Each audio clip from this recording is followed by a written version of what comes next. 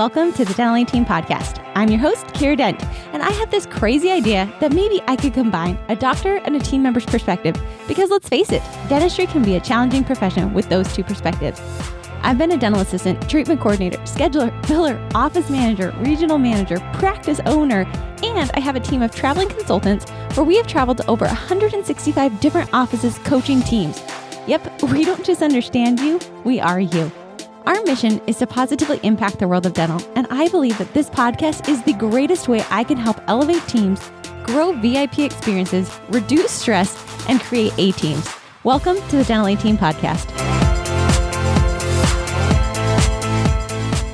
Hello, Dental Team listeners. This is Kiera, and you guys, today is an epic day. I hope you are ready for it. I've got the one and only Morgan on the podcast today. He is the owner of HDA Accounting. I'm pretty sure that's how we say it. I love HDA. If I messed up their name, go ahead, Morgan. You can correct me. All good. HDA Accounting Group. That's us. I love your guys' reports because you're so in sync with us. So anytime I go into a practice and they tell me that they work with you, I feel like it's the best day because I know I can read the reports. I can see you guys are very in sync with our same type of how much we spend on payroll, how much we do on these areas. So I just love what you guys do. And we're going to take a totally different pivot, guys, beyond taxes and CPA. Morgan's got some fun things, but Morgan, just fill the listeners in. If they haven't met you, they haven't heard of HDA Accounting, just kind of what you guys do. I know you're very niche to dentists because I tried to get you to work with me, but you're more niche to dentists. Like that's how much I like you guys. So. We're very disciplined in staying with our niche, and it is very specific. So we're a CPA firm. We're based out of Denver. We work exclusively with dentists that own and operate their dental practice, like period dot, like full stop. No other type of doctor, no other type of industry.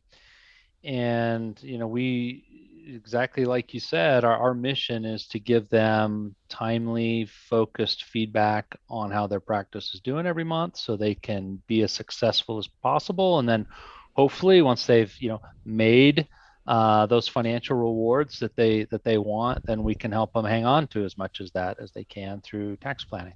I love it. That's our mission. That's who we work with and what we do. I love it. And you guys do a great job. And if you guys didn't catch Morgan's podcast when he was last on the podcast, weren't you a fighter jet pilot? Do I remember that right? Back in the day, I was a Navy pilot for 11 years. I flew F-18s, carrier based, did that, which was wonderful. Really enjoyed it. Ultimately had to grow up and get a real job. So I'm a CPA now. Do you miss the adrenaline rush a little bit, or does tax season give you the same type of rush? I mean, I think I miss my buddies the most, like that camaraderie in the ready room, and the flying. I miss a lot of it, but not all of it. Yeah, I bet. Some of it was a little stressful, but no regrets. I mean, it's been fantastic. And a lot of that operational experience I gained, I use that in my firm today. I do owe much of the success I enjoy to that experience and what I learned in the Navy. So it's been a good journey that I'm still on. That's awesome. Do you still fly planes? Or I do. You do? I do. Okay. I have a small plane. A Cessna? It's not quite an F-18. It's a Cirrus. Okay, but it's still a lot of fun. I still enjoy it. So if accounting doesn't work out for you, you'll become Dental Team's private pilot. We talk about these options. We've talked about it for years. It's on my goal board. So when I left the Navy, a lot of us all transitioned out at the same time, and almost all of them went to Southwest Airlines, where they still are. No way. I just thought being an airline pilot was just not for me. Okay. And so a handful of us went back to grad school and just went private industry. And I no regrets. I wouldn't have it any other way. Well, if the day ever comes that you want to be Dental Team's private pilot, we'll hand deliver tax reports and their monthly reports to them. We'll go visit some offices. I think it'd be great. But Morgan, I was talking to you pre-show and we were talking about some of the things you guys are seeing. And I'm excited because as an accounting firm, you are going to go into a topic that I think is hot topic right now. That most accounting firms won't talk about. They usually want to talk about tax strategy. And honestly, I've had like several podcasts on tax strategy. I bring lots of cool people on to talk about it. But we're going to actually dive into, You mentioned dropping insurances, and I think we should hands down talk about this because a lot of practices are looking to do it based on the reimbursement percentages. Inflation's going up. Insurance plans have not followed the inflation pattern to reimburse on the rate inflation's happening. So let's talk about it from your angle, from an accounting side. Yeah. So where that comes in for, like in my lane, is practice profit, right? So if you're going to go start a dental practice, take out a loan, go through undertake that journey, there has to be that appropriate financial reward, and right, and we measure that as profit margin. And if profit margin is low, it's one of two things or a combination of both. Okay, I'm going to pause right there, though. What do you guys say is a healthy profit margin? Because it's all over the map, so I'm super curious what yours is. Yes, it is. So it depends on the composition of the office, and it really is impacted by associates. Okay. So if it is a solo doc practice, no associate, and they have reasonable revenue, which in my opinion is like $50K a month and up, industry standard profit margin 35 to 40% is what I want to see. Is that including doctor pay or not including doctor pay? No, that is always before doctor pay. Okay, perfect. Before owner pay, I should say. If associates are in the mix, then we have to talk about, well, how many? What's their schedule? Is the owner, are they still doing their thing, or is it absentee owned? And so then it comes, it definitely comes down from there, but that's okay.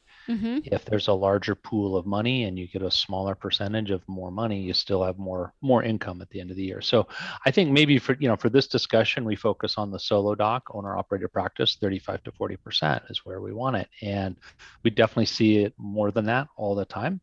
But if it's less than that, that's a problem. There's no such thing as too much profit. There's definitely such thing as not enough profit. And so if profit margin's low and we're trying to solve that, oh, well, they could be overspending. That's what everyone's sort of the default assumption. Like, where am I overspending? Well, it's either an expense problem, that could be the case, or it's a revenue problem. So they could either be like not collecting money. That's why we want to see what the AR looks like. So if profit margin's low, the doctors feel like, I'm working really hard, but the money doesn't seem like it's there. And we know we're watching the expenses closely and the AR is squeaky clean. Then it's the next question is, are we charging enough? Sure. And have we raised fees? And the follow on to that is, what is the reimbursement rate? So that progression is kind of where that comes up, with me, because we're saying like the profit margin, how do we get this profit margin up? We've done all these other things. Okay, have we evaluated our fee schedule? Okay, haven't done that in 5 years. Definitely need to get that done. How often do you recommend updating that fee schedule? I know this is a hot topic people ask. Without a doubt, every year, every single year. And what percentage do you usually recommend of an increase? I think it should at least be cost of living or cost of inflation for where you live, which those numbers are frankly getting a little scary right now because it's big. In the past, I do that with our firm, because I'd rather bump it a percent or two than just put it off, have your practice erode, and then you got to do this big jump, that just is even, harder. So every year, but for the practices that are dependent on insurance, there's that reimbursement rate comes in, and they say, why am I doing this? So that is how this conversation ends up on my desk, and there's not an easy answer. And I've had the question everybody wants to know is, okay, well, I really want to drop this insurance. Like, what happens next? And it's difficult to quantify those results or project those results. And so when those discussions come up, I just share some experience, that I've had with other doctors. I have a client that I know very well that is very successful, and they dropped Delta. And he shared with me, he was just ready to do it. It was time. And he shared with me he did not lose nearly as many patients as he feared he might, because the patients are coming to his office to see him, and they're loyal. So that was like a pleasant surprise. I've had other discussions where it's easier. We have a client in Baltimore had one particular insurance that was horrible. And it was like, and when she looked around, she said, I am one of 2 offices that continue to take this insurance. And when all these other offices drop it, they're coming to my office and populating my schedule with all these low profit. So why am I doing this? And it was just one. So for her, that was very easy to just cut it and say, look, this isn't, Sure. It's actually more risky to keep it. I've had other doctors share with me, and it's not quite apples to apples, but it's similar. So it's a client we have in North Carolina, like 4 offices, and they do Medicaid and want to get out of that. But again, it's like a big piece. And so you don't want to just flip the switch. So they told me they're going to gradually extract themselves from that by not accepting any new patients on that program. And then as soon as patients become non-compliant, they're gone. Sure. And just to kind of gradually wean off. So like those are just some very recent conversations and what's on people's mind. It is a leap of faith. And at some point, I think of it as, time on that schedule is valuable, right? For sure. And, are you going to populate your business with patients to just for the sake of patients with a low reimbursement rate and sort of build in that low profit, whether if you take the leap and know that it's something you have to get through, but then as you then grow your practice, you're filling that valuable time with patients that are either on either fee-for-service or on another program that actually pays. Totally. But there's that's not an easy process. You really have to think about that. If, for these offices where it's like 50% delta, and they're like, that is not an easy problem to solve. But in my opinion, you might know more about this just because you're involved, like on the ground, like all the, with the inflation, was it 7% national, and in some area, and keep in mind that's an average. There are states where it's 10. Yes. And the reimbursement rates, my understanding, and not only are they not keeping up, but I've heard that they're actually reducing. I don't know if that's true. I haven't seen that. That's what I've heard. But that is just nuts. I at some point, the choice, it'll always be difficult, but I think it might become easier to actually pull the trigger on that as time goes on, just because it becomes so untenable. Hello, Dental Team listeners. What would it take for you guys to just completely and utterly change your practice? Like truly, if you think about it, because for me, I know oftentimes it's just having somebody right by my side, pushing me along, holding me accountable, having somebody to spin ideas off of. And honestly, that's all it takes most of the time for us to go from good to great. Usually it's taking the knowledge that we learn and actually executing it. That's why I would love to invite you to join our Platinum Virtual, where we do a coaching call, a Zoom team training. We invite you to our community, and we just really dive deep with you. We're that partner right by you to help you go from good to great. So if you're wanting to join, take your practice to the next level, and you know it's time for you to implement, execute, and go to that next level, email us, hello@thedentalteam.com, and I would be so excited to welcome you as our newest Platinum Virtual member. Can't wait to see you there. Right, exactly.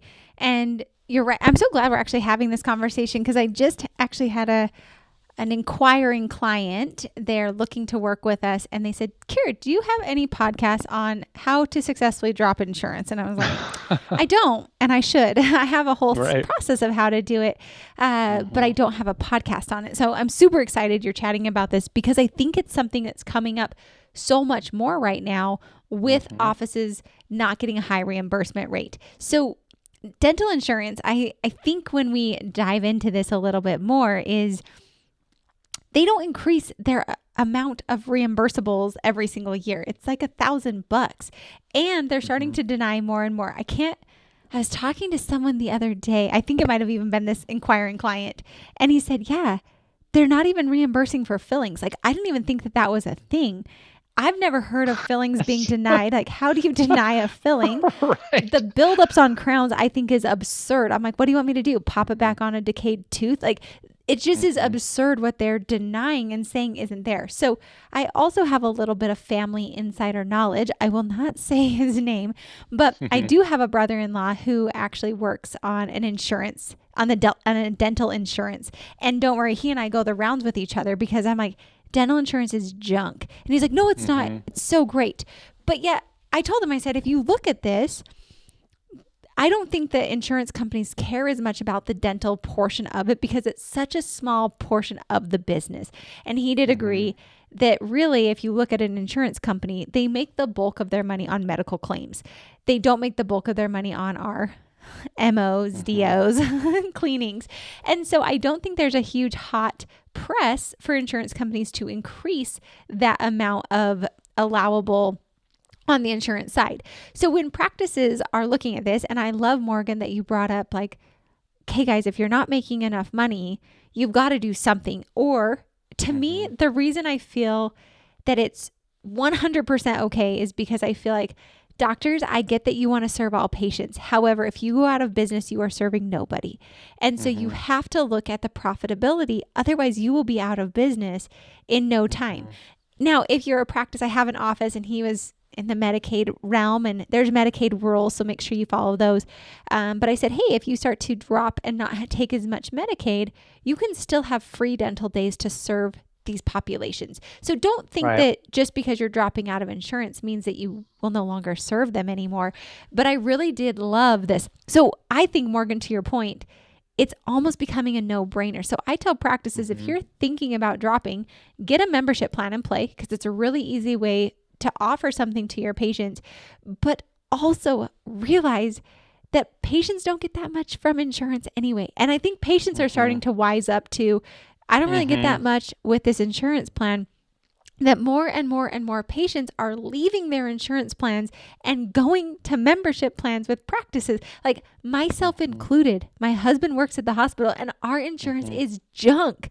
And I'm just like, forget it. They told my husband at the dental benefits conference. I'm not an idiot when it comes to dental insurance. Like I know my Mm-hmm. way around insurance.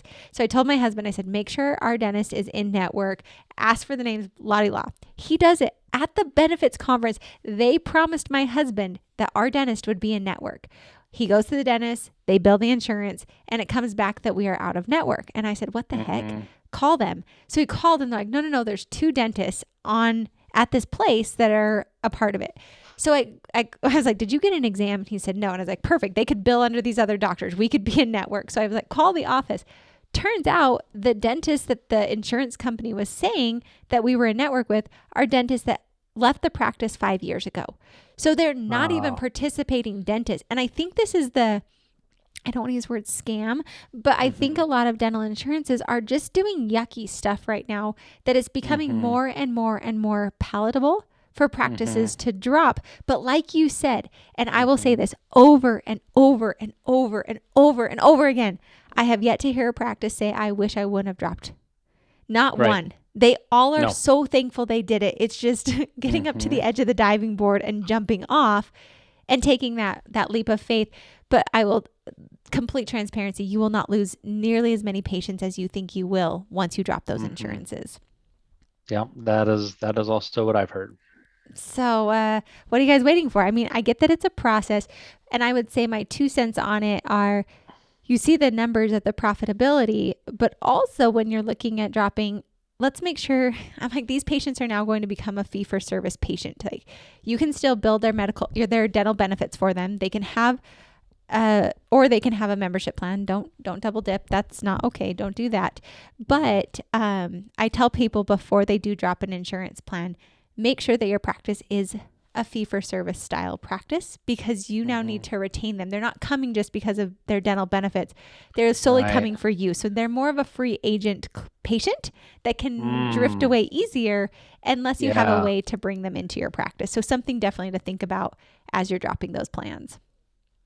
Excellent. Yeah, I hadn't thought of that aspect of it, but they're coming for the experience and how they feel about the office, not just because it's on a list. Exactly. Which is another Yeah. reason, in my opinion, to retether them with a membership plan, because now there's an incentive for them to come to you. They get the discount, but it's a good way. Otherwise, I think of these patients myself, I'm a free agent, and I'll tell you, the office I go to was driving me nuts. Every time I went in, they were trying to put me with a different hygienist, a different dentist. And I was like, look, guys, I work with hundreds of dentists across the nation. I can be choosy of where I go. I come to my dentist in my hometown to get consistent care. But if I'm going to have a different dentist, different hygienist, there is no reason for me to keep coming back here. So I was a free agent patient. I can go to any dentist anywhere because I'm no longer tied to you for my dental benefits. So I really think as practices are looking to potentially drop, make sure that your practice is a place people will want to come, whether they have those dental benefits or not. And that exercise, I mean, that makes you better. I mean, because then it's, the competition is real, and competition makes you better. Exactly. I love it. Yeah. Which again, I think dental insurance has kind of made us lazy over the years, because we've just had all these patients coming to us because it was on a list, but more and more are dropping. I will say, and Morgan, I don't know if you've seen this anywhere. I have one office there in Pittsburgh. No joke. They were going to drop an insurance plan, and I was shocked. We had the whole plan. The doctor was back and forth. I don't want to lose new patients. Like, it was probably 5 months of back and forth before we got the whole team on board. Got it ready to go. I had the letters going out. The insurance, I am not kidding, came back, and it must have been that this practice was such a large participating provider. They came back with fee schedules as high as the office UCR or in-office fee. Wow. To not drop them as an insurance company. Wow. I have only seen that one time, but just know that we all decided, well, there's no reason to drop, because you're going to pay us just as much as you would if they were fee-for-service patients, and why not? Basically, it's free marketing, but only one practice. They never would have come forward with that had there not been the stick, so to speak. Totally. Yeah.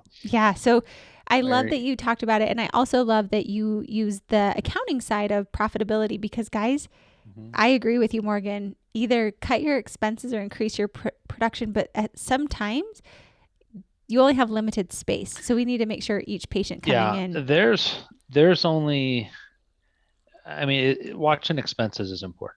But you get to a point where, you know what, there's only so bare bones you can go. I mean, there's a cost to be open and in business, and you have to grow or drive revenue and collections to get where you want to be. And you had said something earlier where the doctors, they want to serve the community and want to see patients and have that offering. And I always separate, and I do this with my team too, and they probably get tired of hearing me say it, but I say there's the practice of accounting and there's the business of accounting, and they are not the same. And being savvy at the business side of your profession is what gives you that opportunity to practice your craft. And I think the same is true with dentistry, to be that clinician that you want to be, and to be able to have your office and the infrastructure to do that. You have to run a good business. Otherwise it won't, like you said, it won't be there. So managing kind of, when we start talking about like HR challenges and insurance and all that, that is the business side of things, which is really important and puts us all in the position to be the practitioner or clinician that we want to be. Yeah.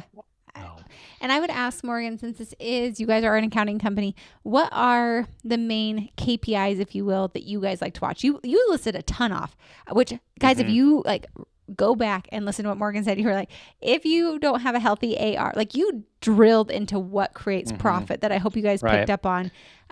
What other KPIs or things do you guys like to watch? Well, so we already talked about the big one, profit margin. The big one. That's how we quantify if the business is working for us. So everything else kind of below that falls into the profit improvement.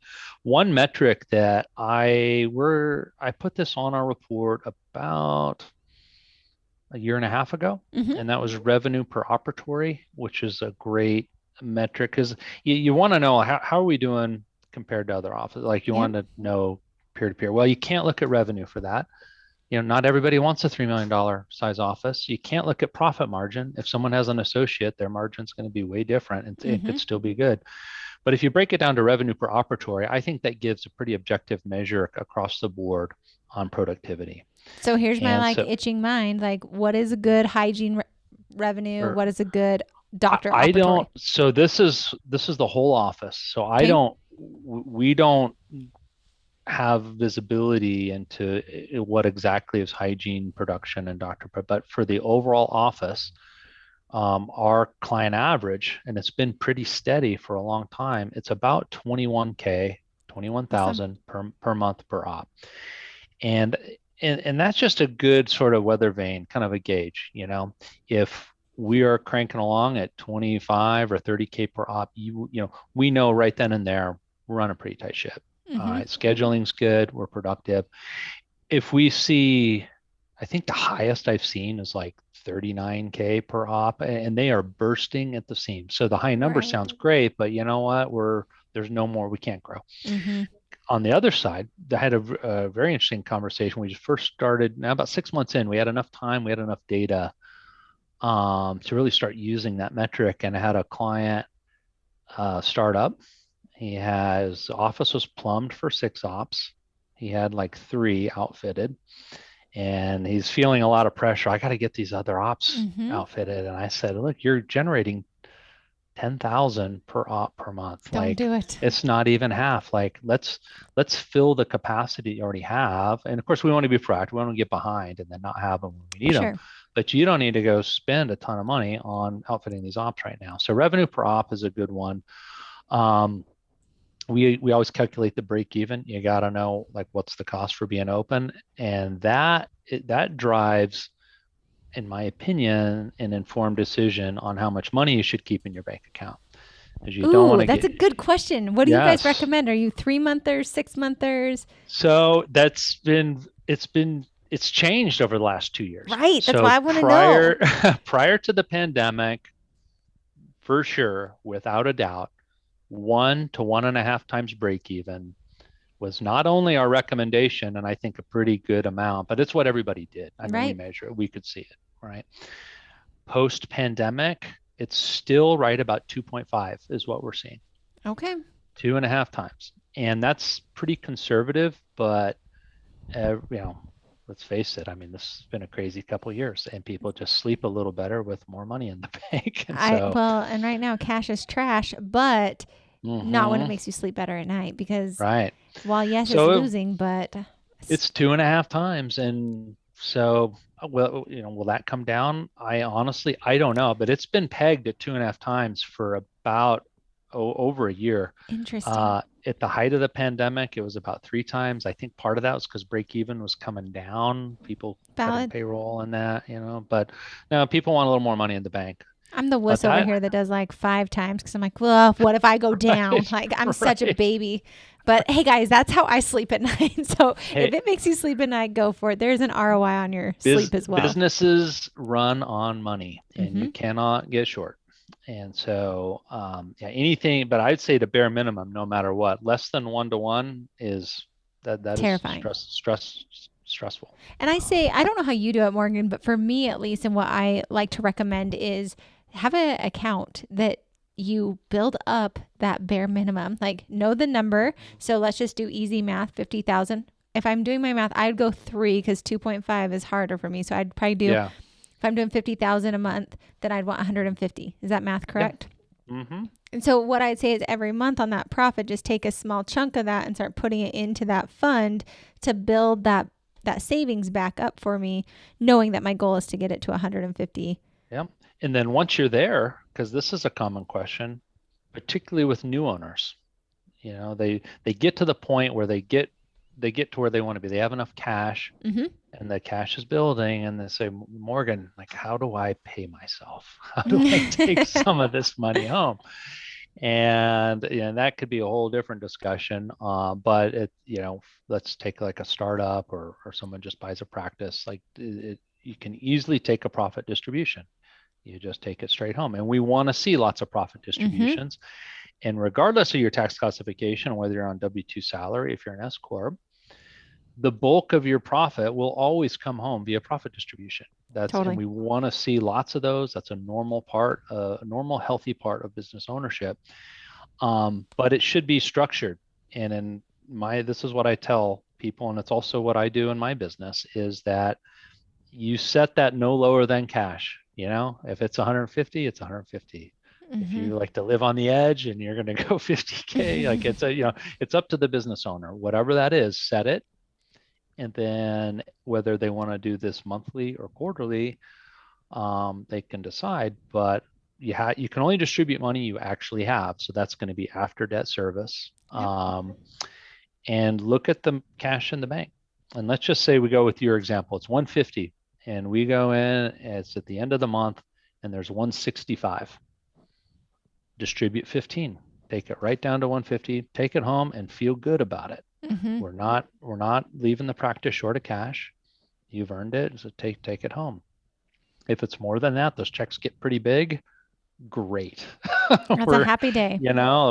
That's why we do this. Why you own a business. But conversely, if it's less than that, you have to be judicious. You have to say, well, I need a certain amount to pay the bills, but don't take more than that. You got to preserve that cash reserve. I do think the best piece of advice I was ever given when I started my business was don't lose money. And I loved that because you can be risky and take risks, but let's not spend money we don't have per se and pay ourselves and live these lavish lifestyles. I think there's so much beauty when you can discipline yourself because you sleep better at night. And there's a lot of this talk of but I deserve this. It's well, yes, but also you got to make sure you keep your generator going. You deserve this. Oh boy, Kiera, we could have a whole podcast on just business ownership. We should. That should be our next one, Morgan, because I'm fascinated. I had a URL called Business Intrigue for a hot minute. I let it go, but I'm so intrigued by business and business owners and what we think. Employees deserve a paycheck. Business owners do not deserve anything. We have to create it. I would agree. And I will say to team members who are listening to this, you want your doctors to take home a healthy paycheck. You want them to be profitable, because when they're profitable and they're not stressed, everybody in the practice runs easier. Money stresses practices out so much. The lack of money stresses them out so much. So team members, I always say, yes, I want my doctor to be taking home a nice, healthy paycheck, because that means I'm being paid. That means our team's being paid. That means we have supplies. The lights are on. I don't have to stress about my job. But when that doctor is stressed and they're not taking home a paycheck, that's when things get real tight in the practice and everybody's on edge. So I do like that metric a lot. Those are good metrics. I like it, Morgan. All right. So if people like your style, I love what you guys do. I love that you think about profit. I love that you look at great metrics, that revenue by chair. Guys, he gave you so many good gems. I hope you wrote them down. Go back and listen to it. So many good quality pieces. If you're trying to figure out your profit, I know when I first started a business, I didn't know what the heck profit was or how to figure it out.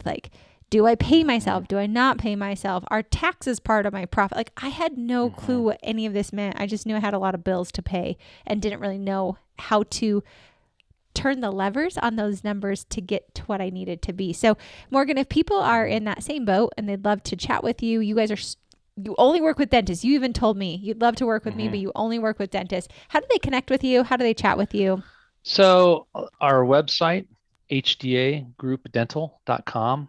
There you can read about us, see some samples, see what we do. There's all kinds of places on there. You can book an appointment whenever you like.